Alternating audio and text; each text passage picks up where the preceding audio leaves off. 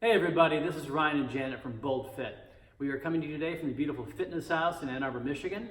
As always, please subscribe to our YouTube page. We love your support.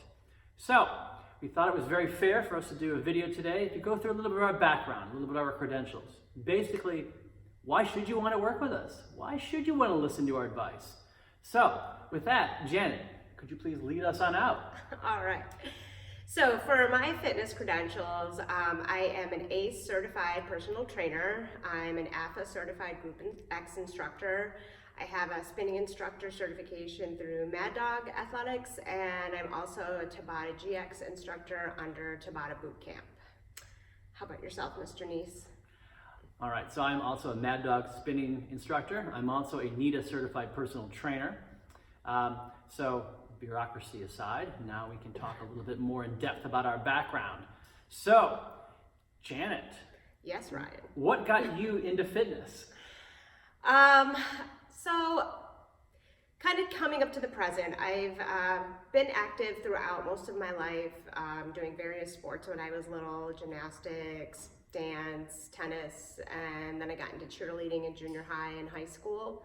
In college, though, kind of fell off the bandwagon a bit, just because college could be so many different changes, so many things happening in life. But it wasn't until my senior year, actually, that I decided I wanted to get back into shape and feel better about myself. And it was coincidentally the same time that I was starting to run again. Ryan and I had been friends, and we were talking about our different workouts. And Ryan told me, why don't you come along with me one day and we'll go into the weight room and I can show you some stuff in there. So as a person, I never really tried to do any sort of weightlifting or working with weights, period. It was really helpful to have somebody to go into the room where, it can be very intimidating, especially for women, seeing a bunch of big dudes, working out, especially on a college campus, since we were both at the University of Michigan.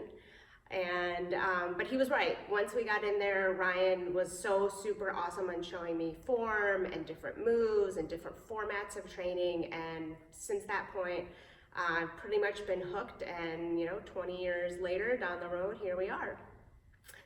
How about yourself, Ryan? How did you get into this? So, I've always been very competitive. Not always to my benefit, but I'm a very competitive person, and as a result, my entire life I've enjoyed being in sports, in both team and individual sports. So, not trying to walk too far back into the past, the fact is, back when we first started dating, I was in the weight room obviously a lot, and there it sort of started to gain some momentum to where I thought maybe I really want to learn more about not just the usual sort of dude stuff in the gym like bench press and curls, but also expand my horizons, dude stuff. Yeah, right. And it was around that time we actually moved to DC that I started doing more of a powerlifting style of lifting. I really enjoyed the art of lifting at that point. I think I've always been an enjoyer of the art, the number of cues, the number of little things, little minutia that you need to do when you're doing especially a multi-joint lift. In addition, I've been a runner for most of my life, though I've transitioned somewhat more into speed work now. I'm no longer a long distance runner. And I've also wrestled and boxed. So a little bit of everything, a little potpourri, but nowadays I lift weights, I do a lot of speed work outside, I enjoy cycling, though almost entirely indoor now because I teach spinning. So that's been sort of the ramp up to where we are now. Awesome. So let's get a little more nitty gritty here. So what's something, going back throughout your entire sort of athletic history, something you wish you had known? Well, thankfully, we know so much more about our health, our minds, and our bodies nowadays. But when we had started lifting together, at least, there wasn't a lot of discussion at that point about, mind body connection, how to work with your breath, how to look at the format as a more integrated fitness model, and just focusing rather on like isolated body parts. which is not altogether a bad thing, but I think just throughout the years I've definitely had ebbs and flows with my workouts. Like there were many times where I just was going through the motions and I really wasn't interested in doing it. I just had to get it done.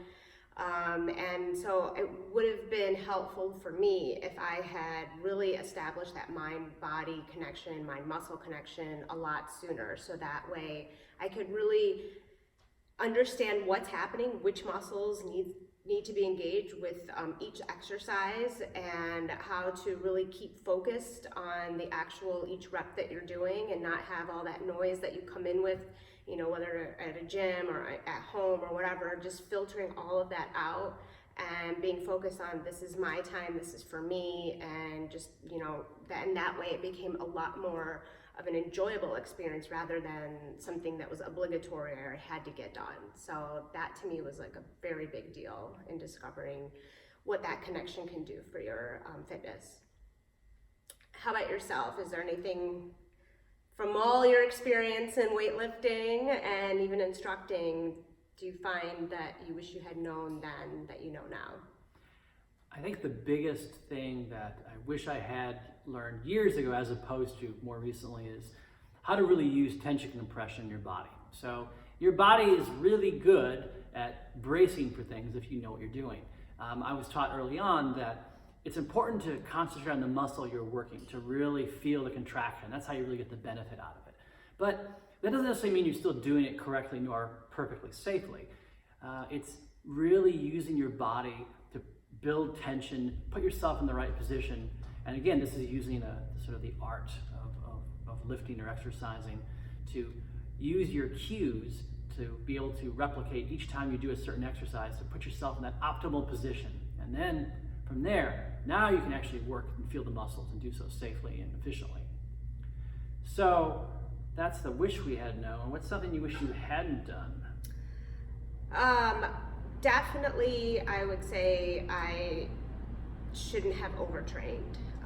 Giving myself more days of rest, of recovery, more stretching that would be involved in that recovery. I really felt a huge difference once I entered my 30s that my body couldn't just bounce back as easily if I had, you know, sore hamstrings or whatnot. Like I really should make sure I get them stretched out and have that recovery day. And since I didn't, that did eventually lead to an injury, which took even just several years to get over, and I'm still like working constantly every day to make sure my form is good. So it's something now that I preach all the time in my classes and with my training clients. I always say the most important thing afterwards is like make sure you do get recovery in. Doesn't mean you don't exercise, you know, it does just mean something like lower intensity or more moderate, but especially with the kind of training that I do, a lot more high intensity interval training, it's absolutely imperative that we let our bodies actually recover, repair themselves. And that was definitely not where I was at in my 20s. It was all like, let's go every single day.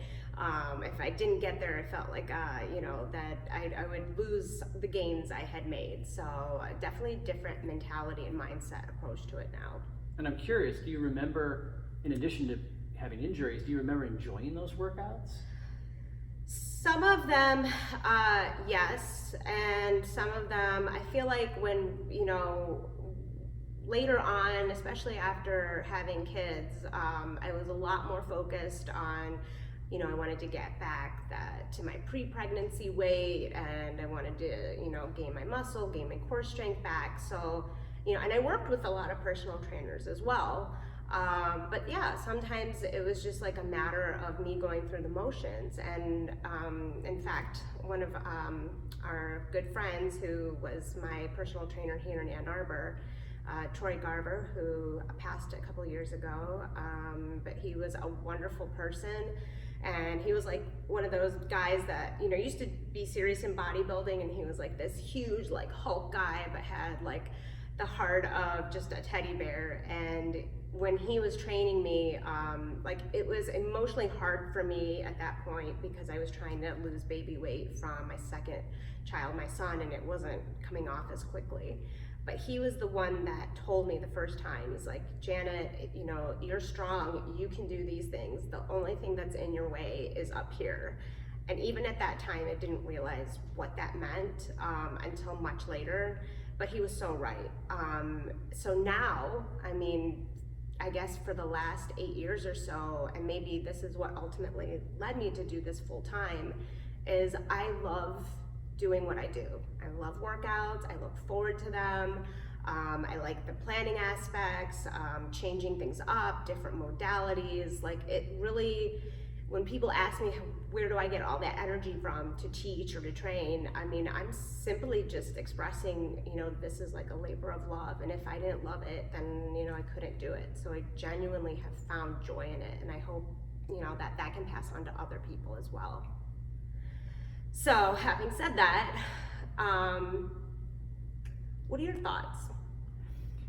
Well, I guess one thing I think is important for us to talk about is if we had a single thing that you would take away from working out with us, not just this video or any other videos, but you know, what a single item would be that I want you to kind of keep in your head when you're working out and, you know, use it throughout. And I, you know, for myself, and kind of going back again to using your body to correctly put yourself in the right position, I really wish that years and years ago I had known how to use my breathing. And that is the one takeaway I want people that I work out with and whom I train with to really embrace. Use your breath. Your breath can sustain you, it can give you rhythm, it can push you through the hardest efforts. It can also, quite frankly, keep you safe. It can actually brace you to allow yourself to get through those big efforts. So that is sort of the big unifying item I would want people to take away. Do you have anything kind of similar? Yeah, I guess with my training and teaching, like the thing I'm trying to, well, there's a lot of things I'm trying to get across to people. I'm trying to educate them in the same time that we're working out. Like, why are we doing this? What's the science behind it? What's the function behind it? And so it's, you know, I think about the biggest takeaway is really getting people to integrate this into their lifestyle so that it becomes just a part of something that you do, just like, you know, being with friends or family or going to work, whatever your personal hobbies are, because that's when I feel like it's the most effective to help people get healthier and to have better health outcomes. If you treat it as something that you don't like and you feel like you have to, or you're intimidated to even get started, or just whatever your reason might be, I would encourage people to try to just embrace it as an experience. Give it a little time because it is hard and you need to adjust to it in many different ways. But if you stick with it and have it become part of your lifestyle, I think you will see tremendous changes, both physically, mentally, but also your emotional, socially, all those things. It just has so many great benefits to really gain from. So that's my big takeaway for people. Yeah, so I, you know, kind of just even on a more lighter side, like why, since we've been instructing and training, like why would somebody want to go to Ryan Meese's class? Like what makes you the spinning instructor that they want to take spinning from or training from? Like, do you have a style? Do you like have certain approach, methodology? Like what makes your class set apart? Bad jokes. Just really lots and lots of really bad jokes that fall flat and everybody looks at me like, what? Music trivia as well. I enjoy that a lot. You know, fitness shouldn't be, it can be hard, but it shouldn't be a chore. So I like to keep it pretty light. You know, we're going to be in there in some sense suffering together, whether it be in class or in a personal training atmosphere, and I want you to enjoy it. I mean, we're going to push hard, but, you know, trying to keep it at least a little bit on the light side. So, yeah, pretty much just bad jokes. Bad joke. Oh, a really important one, and one thing I will tell all my clients too, I'm a big stickler on making sure that even when you're doing something very easy, like just literally picking up your keys, if you do it lazily, sort of slouch over and roll your back and do it in an unsafe manner, I'm gonna make a face and I'm gonna make a comment about it at the same time. In fact, usually I'll say, I'm making the face, and I'll look right at them. And that's true of everyone that I work out with, that you're gonna get the look. So what do people, or what should people expect when they go to your class, or when they're personal training with you? What's the deal? What's the deal? Well, I think like someone recently asked, like, how do we come up with the name BoldFit? And to me, it was, I don't know, I guess like for me, everything is about kind of being bold.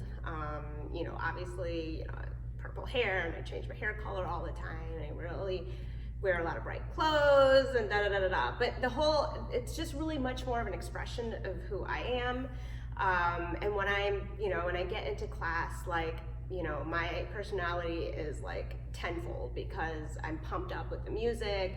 I'm pumped up with like why I love teaching Group X, because of the energy that we can garner in there amongst ourselves and get through the workout. So people, should expect that there's going to be a lot of high energy.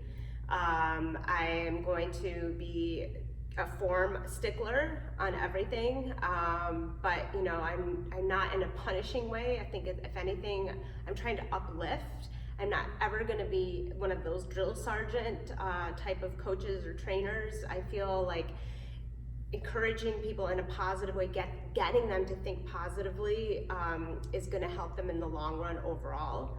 I also tell really bad jokes that people have. That's mine. That's my thing. I totally stole it from you too. But yeah, people, but it's bad or not bad. It breaks the ice. It does let people like become more comfortable and not take things so seriously. And I just can't help it. Like, just things come out of my mouth that sometimes, and I'm just like, everybody knows that this is just who I am. So yeah, expect it to be bold, expect it to be energetic and fun and interesting. And if there's something that, doesn't agree, let's talk about it. Yeah, so that's kind of my style. And, I like trying a lot of new things. I think a lot of things that you'll see when I'm designing my own strength type conditioning workouts, I try to actually move a little bit away from the more traditional lifting and really work with a lot of different formats. So a lot of balance training, power training, animal flow is one that I've been working a lot more into, that people have really been excited about, trying all these weird new movements and seeing how your body reacts to that. So yeah, I don't think you'll ever really take a class of mine that'll be the exact same thing of something other. We do a lot of the same kind of movements and practices, but I always got to flare it up a little bit. So I think most of my clients and students know that as well. Because if we didn't love doing this and have fun while we're doing it, what's the point, right? All right, I think that says it. So again, please subscribe to our YouTube channel. And this is BoldFit signing off. Thanks, y'all. Hope to see you soon. Ciao.